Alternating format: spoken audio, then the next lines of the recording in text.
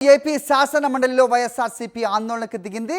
వరుసగా 4వ రోజు ఇచ్చిన వాయిదా తీర్మానాన్ని చైర్మన్ తిరస్కరించడంతో వైఎస్ఆర్సీపీ సభ్యులు నినాదాలు చేశారు. ఇందాపూర్ హెరిటేజ్ లింకులపై చర్చ జరగాల్సిందేనంటూ పట్టుబట్టారు. మంత్రి పయ్యావుల సహనం కోల్పోయిన అప్డేట్ కూడా మనం చూసాం. సో మొత్తానికి ఈ హెరిటేజ్ అలాగే ఇందాపూర్ మధ్య ఉన్న లింకులేంటి, ప్రజలకు వాస్తవాలు తెలియాల్సిన అవసరం ఉంది. ఏ ఇంట్రెస్ట్ తోటి ఏ టెండర్లు మార్చి ఎవరికి సప్లైని కట్టుబెట్టాలి, ఎలా రేట్లు పెంచాలి అనే దుర్బుద్ధితో చేసిన ఓవరాల్ ఎపిసోడ్ పై చర్చ జరగాల్సిందేనంటూ గత 4 రోజులుగా వైఎస్ఆర్సీపీ సభ్యులు పట్టుబడుతున్న అవసరం తెలిసిందే. అయితే వాస్తవాలు ప్రజలకు వెళ్ళడానికి ఇష్టపడని కూటమి సర్కార్ ఈ చర్చకు ససేమేరా అంటున్న నేపథ్యం అయితే మనకి మండలిలో ప్రత్యక్షంగా కనిపిస్తున్న నేపథ్యం చూస్తున్నాం. దీనిపై మరిన్ని అప్డేట్స్ మా ఇన్పుట్ ఎడిటర్ సతీష్ అందిస్తారు. సతీష్, చెప్పండి, వరుసగా 4వ రోజు కూడా వాయిదా తీర్మానాన్ని తిరస్కరించడం మనం చూస్తున్నాం. వాస్తవాలు ప్రజలకు తెలియాల్సిన అవసరం ఎంతైనా ఉంది. దాన్ని ఎందుకు తిరస్కరిస్తున్నట్టు, ఎందుకు చర్చకు ససేమిరా అంటున్నట్టు, ఏంటి మీ విశ్లేషణ? అది 4వ రోజు కూడా శాసన మండలిలో వైఎస్ఆర్ కాంగ్రెస్ పార్టీ ఎమ్మెల్సీల తీవ్ర ఆందోళన కొనసాగింది. ఆ వైఎస్ఆర్ కాంగ్రెస్ పార్టీ ఎమ్మెల్సీలు ఆ మండలి ప్రతిపక్ష నాయకుడు బొత్స సత్యనారాయణ ముందు శాసనసభ ప్రాంగణం బయట నుండి నిరసన ర్యాలీగా శాసన మండలికి హాజరయ్యారు. ఖచ్చితంగా ఈ రోజైనా సరే రాష్ట్ర ప్రభుత్వం చర్చకు అంగీకరించాలి.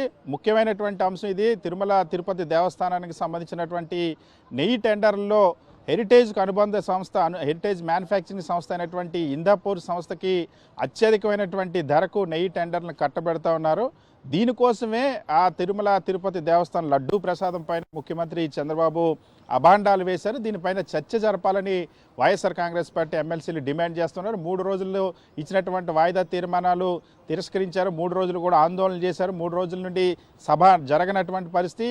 ఈ రోజు కూడా వైఎస్ఆర్ కాంగ్రెస్ పార్టీ ఎమ్మెల్సీలు ఈరోజు సభ ప్రారంభం అవగానే శాసనమండలి చైర్మన్ ఈ వాయిదా తీర్మానాన్ని తిరస్కరిస్తున్నట్టు ప్రకటించారు. తిరస్కరిస్తున్నప్పుడు వైఎస్ఆర్ కాంగ్రెస్ పార్టీ ఎమ్మెల్సీలు అంతా కూడా పోడియం చుట్టుముట్టారు. పోడియం దగ్గర ఆందోళన కొనసాగించారు. ఎట్టి పరిస్థితుల్లో దీనిపైన చర్చ జరపాలని డిమాండ్ చేశారు. ఈ సందర్భంగా ఆర్థిక మంత్రి పయ్యావుల కేశవ్ మాట్లాడుతూ ఈ చర్చకు అంగీకరించేది లేదు, మీరు దేవుడిని రాజకీయాల్లో రాగుతున్నారంటూ ఒక విధంగా అసహనానికి గురయ్యారు. తనకున్నటువంటి హెడ్ ఫోన్స్ను కూడా పడేసినటువంటి పరిస్థితి పయ్యావుల కేశవ్. అయితే దీని తర్వాత తీవ్ర స్థాయిలో మరింత నినాదాలు చేశారు, నిరసన తెలిపారు. ఈ నేపథ్యంలోనే 4వ రోజు కూడా సభ వాయిదా పడింది. గత 3 రోజులుగా అధికార పక్షం చర్చకు వస్తామని బయట చెప్తా ఉన్నారు. సభలోకి వచ్చేసరికి చర్చకు ముందుకు రావడం లేదని వైఎస్ఆర్ కాంగ్రెస్ పార్టీ ఎమ్మెల్సీలు ఆరోపిస్తూ ఉన్నారు. ఎట్టి పరిస్థితుల్లో ఇది అసలు అంతేకాకుండా హెరిటేజ్ అనేది ఒక ప్రైవేట్ సంస్థ, దానికి ప్రభుత్వానికి సంబంధం లేనప్పుడు మంత్రులు ఎందుకు ఉలిక్కి పడుతూ ఉన్నారు, మంత్రులు ఎందుకు సమాధానాలు చెప్తూ ఉన్నారని మా బొత్స సత్యనారాయణ కూడా ప్రశ్నించారు. ఈ నేపథ్యంలో తీవ్ర ఆందోళన కొనసాగుతుంది. సో ఈ రోజు మళ్ళీ మొదటిసారి ప్రారంభమైనటువంటి 5 నిమిషాల్లోనే సభ విరామం ప్రకటించారు. హరి సతీష్, అయితే ఫ్రస్ట్రేషన్ని అర్థం చేసుకోవచ్చు కదా వైఎస్ఆర్సీపీ సభ్యులైనా కూడా. ఎందుకంటే అమిత్ షా చంద్రబాబు నాయుడిని స్వయంగా పిలిచి ఆయన చివాట్లు పెట్టారు.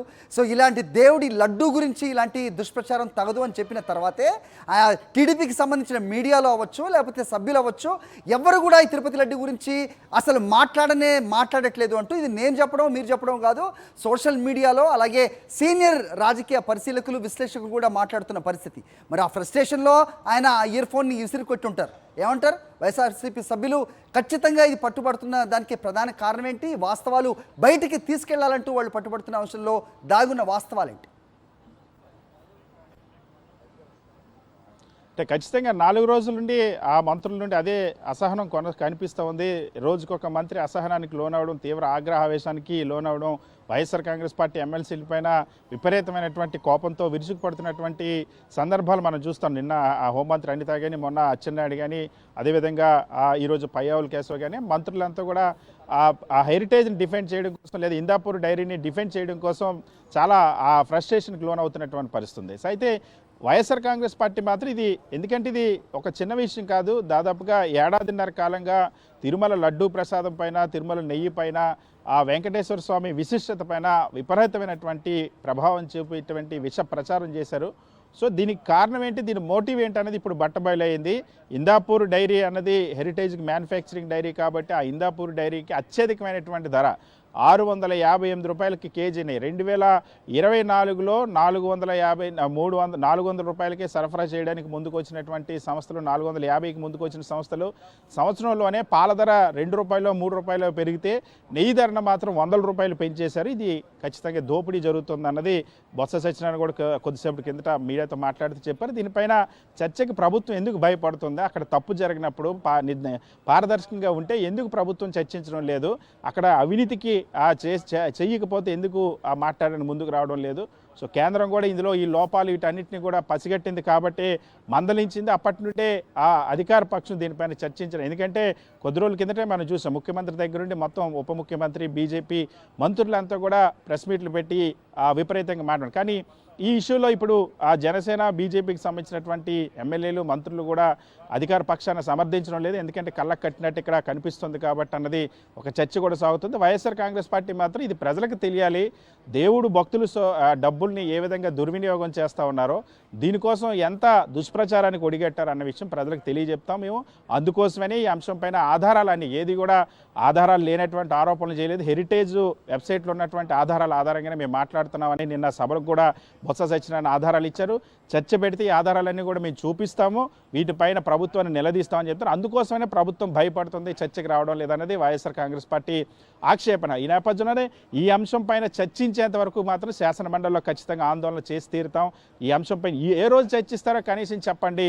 మరొకవైపు బడ్జెట్ మీద కూడా చర్చలో మేము పాల్గొనడానికి సిద్ధంగా ఉన్నాం. మేము ప్రతి అంశంలో ఇప్పటివరకు చర్చించడానికి ముందుకు వచ్చాము. గవర్నర్ ప్రసంగం పైన కూడా మేము చర్చలో పాల్గొన్నాం. సభ జరగాలి, ఆ సభలో ఈ అంశం పైన చర్చ జరగాలి, బడ్జెట్ పైన చర్చ జరగాలి అన్నది మా డిమాండ్ అని వైఎస్ఆర్ కాంగ్రెస్ పార్టీ ఎమ్మెల్సీలు బొత్స సత్యనారాయణ చెప్తా ఉన్నారు. All right Satish, thanks for the detailed inputs.